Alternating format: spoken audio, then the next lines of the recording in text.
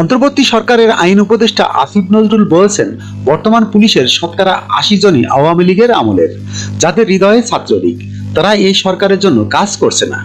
রোববার ২৬ জানুয়ারি জাতীয় চিত্রশালা মিলনায়তনে জুলাই গণ অভ্যুত্থান নিয়ে ৪টি বইয়ের প্রকাশনা অনুষ্ঠানে অংশ নিয়ে দেশের বর্তমান আইন শৃঙ্খলা পরিস্থিতি প্রসঙ্গে এ মন্তব্য করেন তিনি। আইন উপদেষ্টা বলেন, বিপ্লব পরবর্তী কিছু সমস্যা থাকে, তা কাটিয়ে ওঠার চেষ্টা করছে সরকার।